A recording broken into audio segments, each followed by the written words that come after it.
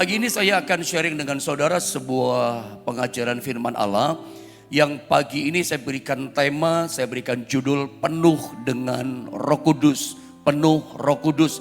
Kita akan baca ayatnya, saya ambil penuh dengan Roh Kudus dari Kisah Perjanjian Lama dalam kitab Ester pasal 1. Kita akan baca ayat 1 sampai 9. Mari kita baca bergantian ayat ini. Walaupun cukup panjang ayatnya, sebuah kisah yang kita nggak bisa potong ya. Kita baca seluruh ayat 1 sampai 9. Ikuti pembacaan dengan baik. Saya baca ayat yang ke-1, Anda kedua, nanti 9-nya sama-sama ya. Ayat 1 saya baca begini, kata firman Allah. Pada zaman Ahasiweros, dialah Ahasiweros yang merajai 127 daerah, mulai dari India sampai ke Ethiopia. 2 teruskan saudara. Pada zaman itu ketika Raja Ahasiweros bersemayam di atas tata kerajaannya di dalam benteng Susa. Ayat 3. Pada tahun yang ketiga dalam pemerintahannya, diadakanlah oleh Baginda perjamuan bagi semua pembesar dan pegawainya, tentara Persia dan Media, kaum bangsawan dan pembesar daerah hadir di hadapan Baginda. Ayat yang keempat teruskan.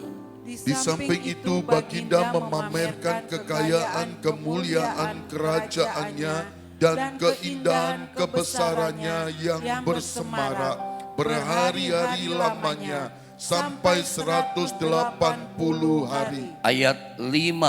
Setelah genap hari-hari itu, maka raja mengadakan perjamuan lagi 7 hari lamanya bagi seluruh rakyatnya yang terdapat di dalam benteng Susan, daripada orang besar sampai kepada orang kecil, bertempat di pelataran yang ada di taman istana kerajaan. Ayat yang ke-6 terus. Di situ tirai-mirai daripada kain lenan, mori halus dan kain ungu tua yang terikat dengan tali lenan halus dan ungu muda bergantung pada tombol-tombol perak di tiang-tiang marmar putih, sedang katil emas dan perak ditempatkan di atas lantai pualam, marmar putih, gewang dan pelikam. Ayat 7. Minuman dihidangkan dalam piala emas yang beraneka warna, dan anggurnya ialah anggur minuman raja yang berlimpah-limpah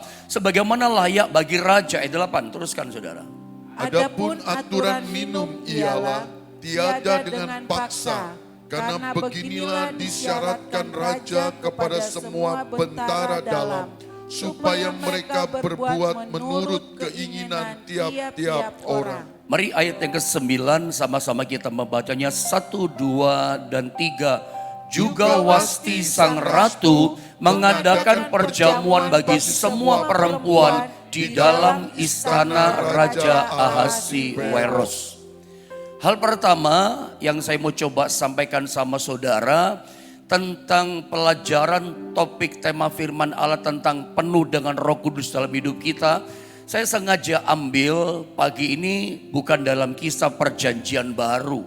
Misalnya dalam Kisah Rasul pasal 2, itu sering kita dengar. Tetapi pagi ini Tuhan ingatkan saya pelajaran penuh Roh Kudus dari sebuah Kisah Perjanjian Lama yang saya ambil dalam kitab Ester pasal 1. Dan yang menarik begini Bapak Ibu Saudara, bahwa ketika kita membaca kitab Ester, coba Anda lihat gambar pertama ini menarik. Kalau kita baca kitab Ester ternyata begini, kitab Ester itu adalah satu-satunya kitab di dalam Alkitab yang tidak ditemukan nama Tuhan di dalamnya. Kata Tuhan tidak ada. Menyebut nama Tuhan tidak ada di dalamnya. Namun garis bawahi, banyak perkara rohani tersimpan di dalamnya. Memang menurut saya kalau saya pelajari kitab Ester ini memang cukup aneh. Karena dari mulai kita baca pasal 1 sampai selesai, ayat demi ayat, kata demi kata sampai kalimat, itu ternyata aneh.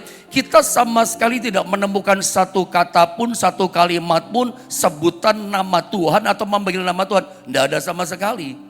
Tapi bukan berarti tidak ada kata Tuhan, tidak menyebut nama Tuhan, bukan berarti bahwa ini bukan firman Allah. Justru saya ingin beritahu pada saudara, ya, kita semua yang hamba-hamba Tuhan pasti ngerti ya. Kalau kita baca kitab Ester, ternyata di dalam kitab Ester itu tersimpan, terkandung kekayaan rohani yang sangat dalam. Tersimpan pelajaran rohani yang sangat luar biasa.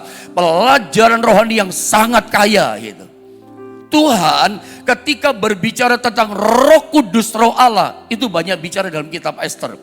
Ketika Tuhan bicara kepada kita gerejanya di akhir zaman tentang pelajaran akhir zaman, apa yang terjadi, apa yang sedang Allah kerjakan, itu tersimpan Tuhan ajarkan justru dalam kitab Ester. Bukankah ini sangat menantang kita, sangat menarik? Tidak ada kata Tuhan, tidak disebutkan kata Tuhan, tapi justru ini pelajaran firman Allah sangat dalam kekayaan rohaninya. Mari saya akan tunjukkan satu contoh. Tadi kita baca dalam Ester pasal 1 di ayat yang ke-1.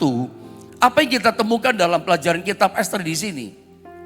Di ayat 1 sampai 1, coba munculkan dulu ayat 1 di ayat 1, saya baca dulu ya. Multimedia tolong bantu saya baca begini. Pada zaman Ahasiweros ya, dialah Ahasiweros sang raja ini ya, yang merajai, raja ini 127 daerah atau negara dari mulai India sampai ke Ethiopia. Lihat gambar yang tadi saya tunjukkan sama saudara. Ternyata Ester 1 ayat 1 mengatakan ada seorang raja yang bernama Ahasiweros. Raja ini seorang raja yang sangat besar. Dia menguasai 127 daerah atau negara dari mulai India sampai Afrika, India sampai Ethiopia. Apa yang saya mau sampaikan pelajaran rohaninya? Secara ilmu tipologi atau secara rohani, ternyata Raja Ahasiweros ini adalah gambaran daripada Tuhan sendiri dalam ayat ini. Tidak ada kata Tuhan memang, tidak ada menyebut nama Tuhan sepanjang seluruh kitab Ester. Tapi ternyata Tuhan sengaja dimunculkan kitab Ester sebagai firman Allah buat setiap kita. Ternyata Allah ingin gambarkan pribadinya lewat sang Raja Ahasiweros, raja besar yang berkuasa atas banyak daerah saat itu. Jadi secara rohani, secara ilmu tipologi, ternyata Raja Ahasiweros ini gambaran daripada Bapak sendiri, gambaran secara rohani daripada pribadi Tuhan sendiri. Dan kalau kita baca di ayat yang kedua dan ayat yang ketiga, saya satukan jadi satu. Apa yang dikerjakan oleh sang raja besar saat itu, Raja Ahasiweros? Dia bikin pesta. Perhatikan ya, kita mulai dari sini, saudara pelajari tentang Roh Kudus. Kiranya Roh Kudus boleh melawat setiap kita pagi ini. Dikatakan ayat yang kedua, pada zaman itu ya, ketika Raja Ahasiweros bersemayam di atas tahta kerajaannya di dalam benteng Susan, perhatikan baik-baik ayat ketiga. Pada tahun yang ketiga, saya ulang, dikatakan pada tahun yang ketiga dalam pemerintahannya, diadakanlah oleh Baginda perjamuan bagi semua pembesar dan pegawainya, tentara Persia dan Media, kaum bangsawan dan pembesar daerah hadir di hadapan Baginda Raja, dan seterusnya. Nanti kalau kita baca ayat yang keempat, ayat yang kelima, ayat keenam, raja ini bikin pesta. Itu bukan cuma bagi pembesar kerajaan, bukan hanya bagi pegawai-pegawai pejabat istana raja, sampai orang besar, orang kecil, rakyat jelata, semuanya diundang hadir dalam pesta yang besar-besaran diselenggarakan oleh raja. Dan saya mau tunjukkan sama saudara, pesta besar-besaran minum anggur sampai puas, dikatakan silakan minum anggur sampai puas. Itu diadakannya, diselenggarakan sengaja oleh raja, dikatakan pada tahun yang ketiga dalam pemerintahannya. Perhatikan titik bagian kata kalimat yang saya katakan. Ini pesta digelar besar-besaran, ini pesta dibuat pada tahun ketiga pada masa pemerintahan sang raja besar ini. Ketika saya menemukan kata pada tahun ketiga pada masa pemerintahannya, Tuhan ingatkan saya pada waktu saya dulu sekolah Alkitab, itu ada satu materi pelajaran namanya peta zaman. Anda lihat, peta zaman pelajaran waktu saya sekolah Alkitab itu seperti ini. Saya berharap ini bisa kelihatan di screen saudara ya. Pada tahun ketiga pemerintahan sang raja, bikin pesta besar, bahkan memamerkan kejayaannya, kebesarannya, kesemaraannya, semua kehebatan, kemuliaan, kebesaran dipamerkan sama raja. Sengaja ditunjukkan, ini loh kebesaranku. Makanya bikin pesta besar. Pesta besar dibuat minum anggur sampai puas. Tujuannya gini, sang raja sengaja menunjukkan ini kebesarannya, ini kejayaannya, ini semua kesemaraannya. Dibikin pesta besar. Itu tahun ketiga pemerintahan. Di peta zaman, pelajaran peta zaman, Anda lihat yang hijau, itu masa tahun pemerintahan pertama. Itu pada zamannya Bapak yang bekerja, zamannya Bapak yang bekerja, Bapak yang memerintah. Itu tahun pertama. Lalu masuk tahun pertama Bapak bekerja itu Bapak memberikan hukum Taurat. Kepada siapa? Kepada Nabi Musa. Ada banyak nabi-nabi, tokoh-tokoh hamba Allah di perjanjian lama. Ada Elia, ada Yosua. Ya, Elia yang punya kuasa menurunkan api dari langit.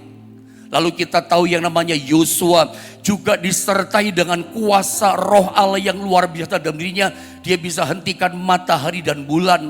Ada tokoh yang namanya Daniel. Ada yang namanya Sadra, Mesak dan Abednego dan seterusnya dan seterusnya. Itu semua adalah tokoh-tokoh Alkitab, nabi-nabi hamba Allah di perjanjian lama pada masa tahun pemerintahan yang pertama. Bapak yang bekerja. Perhatikan baik-baik. Lalu kemudian masuk pada tahun pemerintahan kedua pada zamannya Allah anak yaitu Yesus Kristus. Ini adalah karya penyelamatan, tahun penebusan, tahun pengampunan dosa. Di mana ini menjadi karya keselamatan terbesar dalam sepanjang sejarah abad kehidupan manusia. Karya penebusan keselamatan itu adalah pada masa Yesus yang bekerja anak Allah di situ. Itu tahun kedua. Lalu kemudian Yesus mati menebus dosa kita. Lalu dia bangkit dan hidup. Lalu 40 hari kemudian setelah kebangkitan kehidupannya dia naik ke sorga. Nah saat dia naik ke sorga itu masa pemerintahannya masuk tahun pemerintahan ketiga. Itu tahun penutup. Anda dan saya kasih gambaran dalam pelajaran peta zaman yang saya pernah belajar pada waktu sekolah Alkitab. Anda dan saya sekarang ini setiap kita yang hidup di akhir zaman saat ini juga kita semua gereja Tuhan orang percaya kita hidup pada zaman pemerintahan tahun ketiga. Zamannya Roh Kudus yang sepenuhnya memerintah dan bekerja dalam hidup setiap kita. Yesus perintahkan Roh Kudusnya jadi penolong hidup kita. Itu selama-lamanya tinggal di hidup kita. 1 Korintus pasal 3 ayat yang ke-16 berkata, tidak tahukah kamu bahwa tubuhmu, hidup kita disebut adalah rumah Allah. Gereja di mana saya ada ini gedungnya. Tapi gereja yang sesungguhnya, rumah Allah sesungguhnya adalah kehidupan setiap kita. Hidup Anda, hidup saya, hidupmu, hidupku, hidup kita adalah rumah Allah. Gereja sesungguhnya adalah kita. Tempat tinggalnya roh Allah. Jadi Roh Kudus, roh Allah dikatakan tinggalnya dalam hidup kita. Kalau kita mengadakan doa 10 hari, bukan berarti kita itu minta supaya Roh Kudus masuk. Roh Kudus sudah ada dalam diri kita.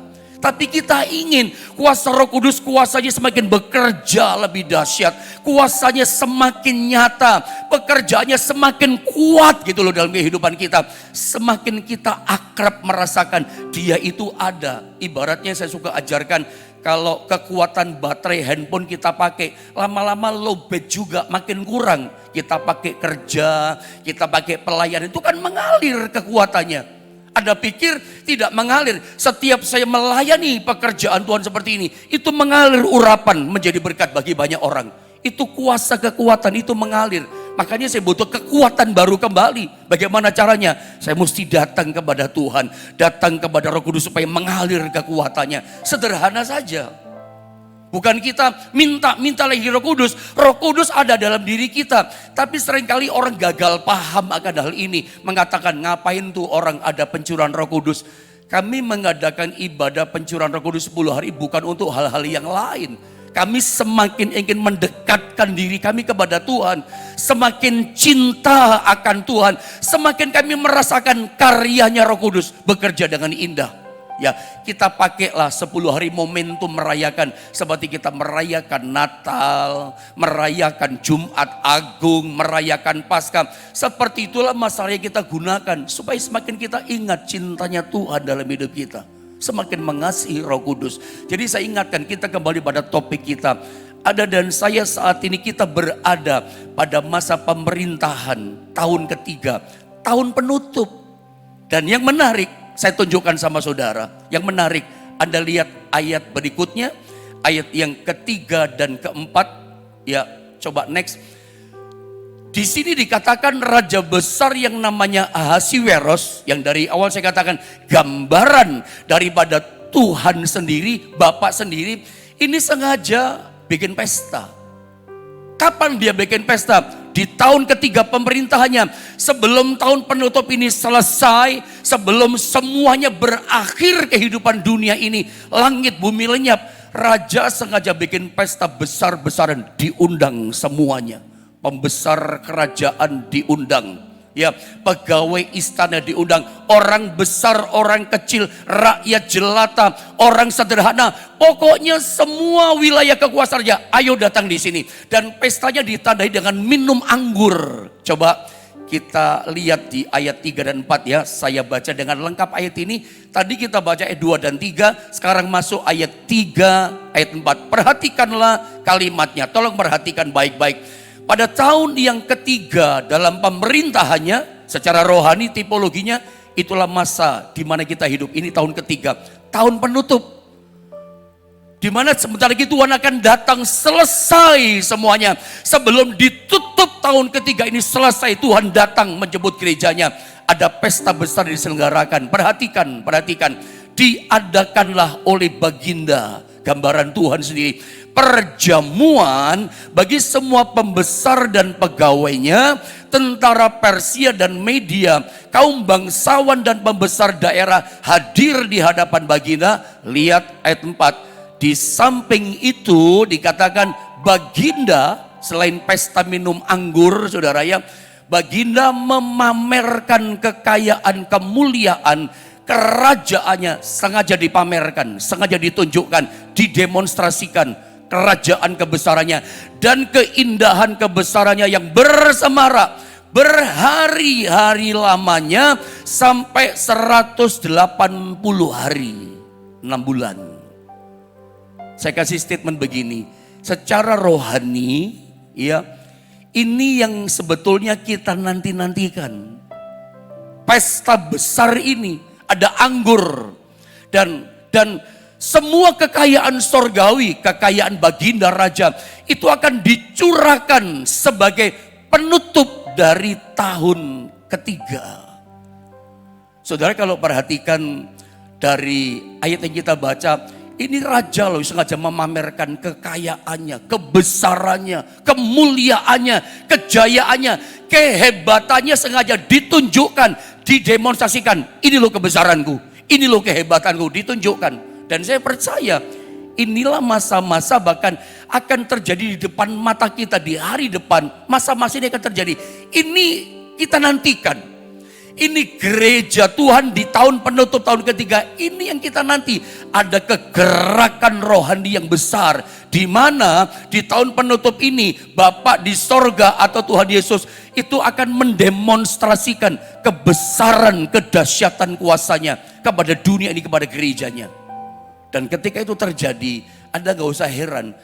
Kalau itu nanti terjadi di depan kita, mata kita akan melihat itu ada orang-orang yang cacat total, misalnya ndak punya kaki, ndak punya jari kaki, itu bisa muncul jari kakinya bisa muncul.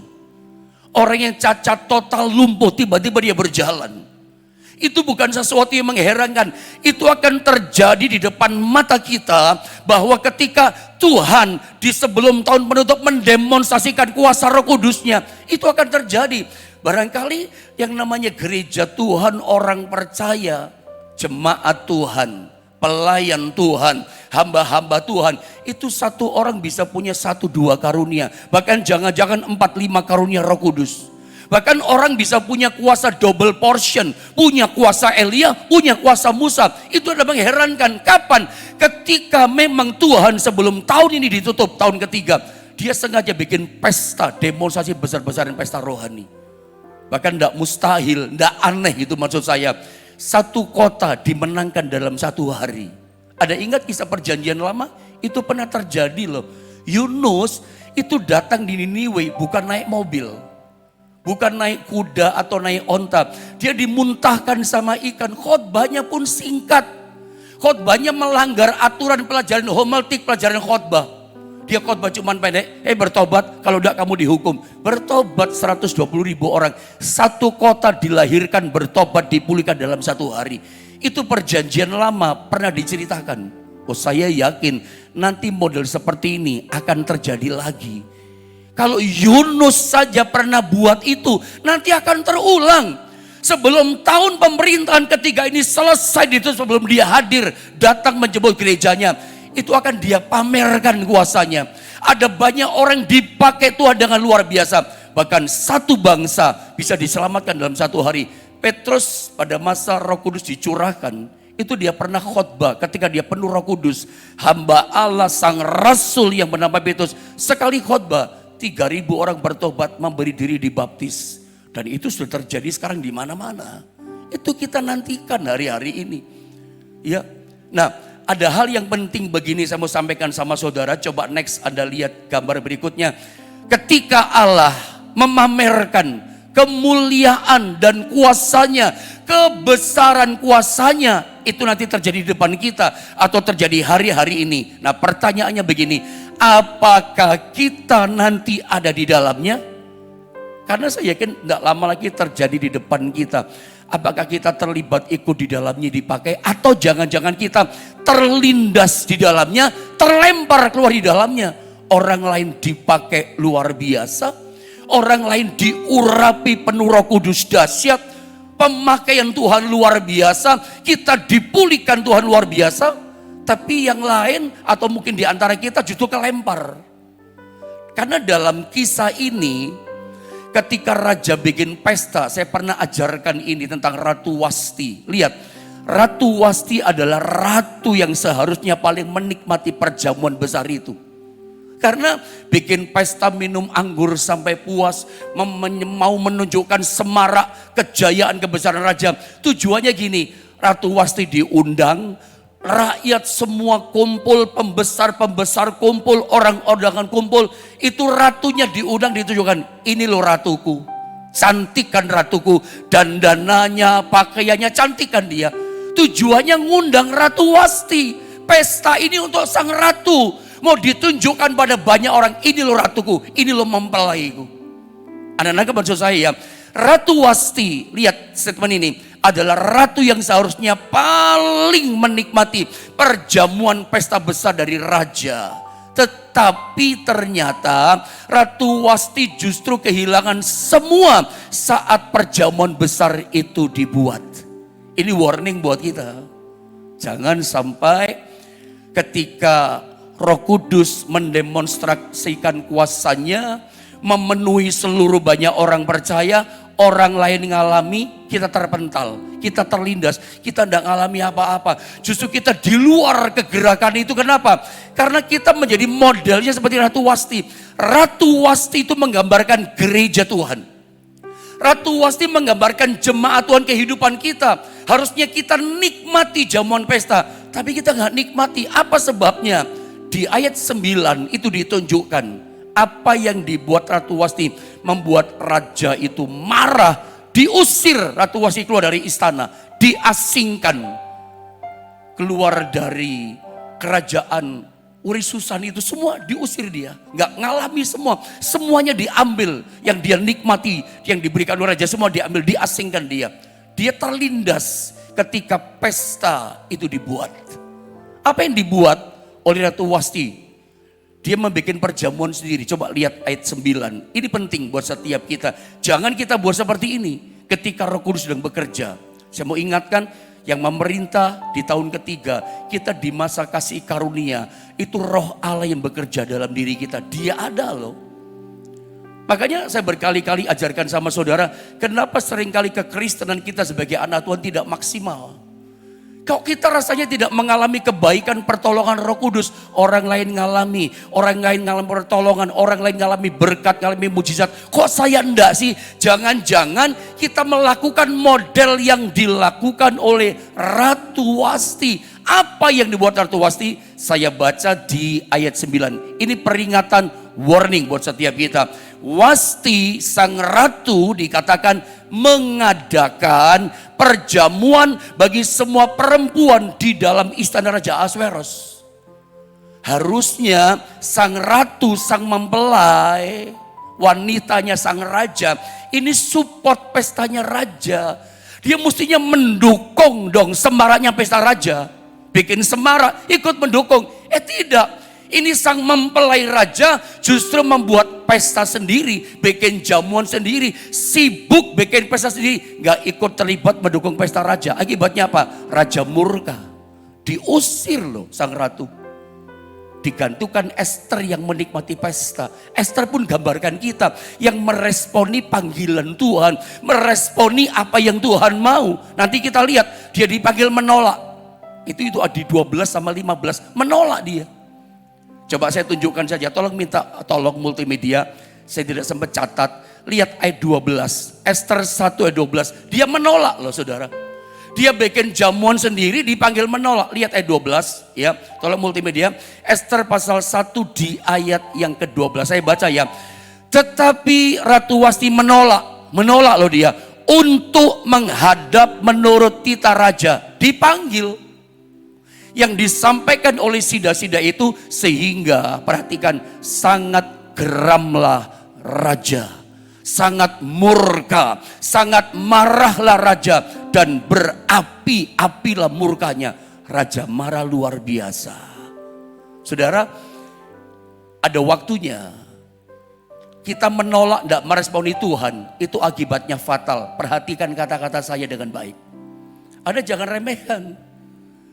Kita bukan cuma tidak mengalami kegerakan. Kita bukan cuma tidak menikmati keuntungannya pesta Raja Roh Kudus dicurahkan dalam hidup kita. Orang lain mengalami lawatan, kita tidak.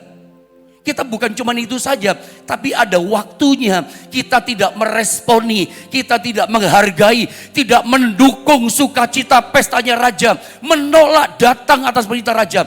Penolakan kita, tidak responnya kita, tidak menghargai, tidak menganggap pesta Raja, itu ada waktunya menjadi fatal dalam hidup kita. Tuhan murka dan Tuhan marah sama kita, diusir keluar karena menolak.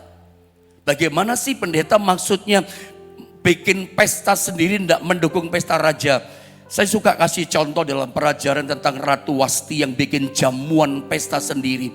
Kalau saya misalnya sebagai seorang gembala sidang hamba Tuhan, salah satu tanggung jawab yang Tuhan bebankan kepada saya adalah mengajar firman Allah kepada jemaat yang Tuhan percayakan untuk saya pimpin, saya gembalakan.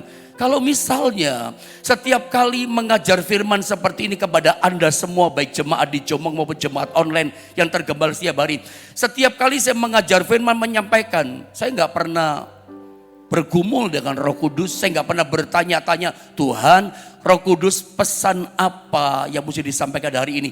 Tapi saya asik dengan keinginan saya sendiri. Saya comot ayat sesuka saya. Saya mengajar seperti apa yang saya mau. Hasil hati saya, hasil buah pikiran saya. Itu namanya saya bikin kesenangan sendiri. Itu namanya saya tidak sedang support pestanya raja. Saya bikin jamuan sesuka saya sendiri. Orang kadang-kadang ya orang kesenangan Tuhan. Ketika dia kerjaannya mulai jaya. Dia mulai sukses kayak Ratu Wasti. Semua dia punya. Uangnya banyak. Kekayaan banyak. Ratu Wasti punya semua. Seringkali dia lebih suka melakukan apa yang dia mau suka lakukan. Terbiasa suka melakukan apa yang dia mau suka lakukan. Susah diatur lagi sama raja. Kadang-kadang kita seperti itu loh. Begitu kita kaya, kerjaan bagus, uang banyak. Seringkali kita bikin pesta sendiri, kesukaan kita sendiri. Ibadah kita tinggalkan. Ibadah itu kan undangan Tuhan. Ibadah 10 hari pun undangan Tuhan. Tinggal Anda menghargai, merespon atau tidak. Ini pestanya raja. Setiap jam ibadah, jam doa, firman disampaikan. Itu jamuan pesta raja. Tinggal kita itu meresponi atau tidak. Atau kita suka bikin kesenangan kita sendiri, kebiasaan begitu. Ngapain ibadah? Buat apa doa-doa di gereja? Lebih baik kita jalan-jalan. Kita lebih suka apa yang suka kita mau kerjakan. Terbiasa begitu. Kita lebih menikmati apa yang acaranya kita daripada acaranya Tuhan. Sore nanti termasuk pagi ini doa pagi. Ini kan acaranya Tuhan. Anda gak suka menikmati acara yang Tuhan buat. Anda lebih suka, saya punya acara sendiri kok sama keluarga. Saya punya uang kok, mau apa? Sorry ya saya katakan. Anda memakai berkat Tuhan. Bukan untuk menyenangkan Tuhan. Menyenangkan acaranya Anda sendiri. Anda tanpa sadar dalam tanda kutip. Anda sedang bikin jamuan pesta sendiri. Tidak dukung pestanya raja. Tujuan Tuhan. Anda diberkati mendukung pestanya raja. Jangan sampai penolakan saudara akan apa yang Tuhan inginkan Anda responi. Ada waktunya itu fatal. Fatal. Seperti Ratu Wasti. Semuanya diambil. Diusir dari pesta kerajaan. Bahkan diusir dari wilayah kekuasaan raja. Dia akhirnya digantikan sama Esther. Tuhan bisa gantikan kok pada semua. Urapan Tuhan bisa ambil dikasih kepada yang lain. Kalau kita nggak siap, nggak mau dipakai, Tuhan bisa pakai orang lain. Kalau dalam pelayanan kita asik dengan apa yang kita mau, bukan yang Tuhan mau. Kalau saya asik dengan apa yang saya mau, Tuhan bisa ambil semua. Tuhan bisa pakai orang lain. Ada banyak orang lebih hebat. Memimpin pujian juga sama. Jadi singer juga sama. Melayani musik juga sama. Main musik ngapain berdoa, ngapain bergumul. Udah biasa merem juga kot udah ngalir. Memimpin pujian lagu udah apal, pinter nyanyi kok saya. Itu namanya Anda bikin pesta sendiri. Jamuan sendiri. Anda beribadah nggak bisa kita pakai jamuan sendiri. Biarlah kita sungguh-sungguh meresponi. Nah coba dengan waktu yang ada terbatas, lihat 7 dan 8. Pesta ini ada minum anggur loh. Selain memamerkan kuasa. Ada minum anggur 7 dan 8 ya, lihat. Minuman dihidangkan dan dalam piala emas yang beraneka warna. Dan anggurnya ialah anggur minuman raja yang berlimpah-limpah. Sebagaimana layak bagi raja. Adapun yang saya mau coba tunjukkan, aturan minumnya ialah tiada dengan paksa. Raja nggak paksa, Tuhan nggak paksa loh minum anggur. Anggur bicara Roh Kudus kan. Karena beginilah diisyaratkan raja kepada semua bentara dalam supaya mereka berbuat menurut keinginan tiap-tiap orang. Terserah, up to you. Perhatikan, zaman raja adalah acara minum anggur dan minum anggurnya ada aturannya. Tiada dengan dipaksa. Silakan orang memilih suka apa yang dia mau. Mau minum sepuasnya sampai mabuk silakan, enggak minum silakan. Ini jamuan pestanya aturannya enggak dipaksa. Mau datang silakan, mau minum silakan, enggak silakan. Perhatikan anggur ya. Di dalam Alkitab itu bicara Roh Kudus. Dari mana dasarnya? Kisah 24 ayat 13 dikatakan, maka penuhlah mereka dengan Roh Kudus, memenuhi Roh Kudus memenuhi mereka. Lalu mereka mulai berkata-kata dalam bahasa-bahasa lain seperti yang diberikan oleh Roh itu kepada mereka untuk mengatakannya. Tetapi orang lain menyindir. Ketika 120 orang penuh dengan Roh Kudus, mereka berbahasa-bahasa lain dikatakan, tetapi orang lain di bawah menyindir. Mereka sedang mabuk oleh anggur. Petrus berdiri, kami sedang tidak mabuk oleh anggur. Ini nubuatan kitab Yoel. Roh Kudus memenuhi gerejanya. Kepenuhan Roh Kudus itu dianggap seperti orang yang mabuk anggur. Jadi dari ayat ini kita tahu anggur dalam pesta itu bicara Roh Kudus secara rohani. Coba lihat satu ayat ini, ayat terakhir saja ya. Efesus 5 ayat 18. Dan janganlah kamu mabuk oleh anggur dunia, karena anggur menimbulkan hawa nafsu. Anggur dunia kalau mabuk, minum anggur minuman itu, orang bisa hawa nafsunya timbul. Tetapi hendaklah kamu penuh dengan Roh Kudus. Cawan anggur rohani itulah Roh Kudus. Tuhan mau kita penuh dengan itu. Jadi anggur ini gambaran Roh Kudus. Raja bikin aturannya minumnya. Tidak dipaksa, kamu minum silakan, sampai penuh, sampai mabuk silakan. Tidak minum silakan.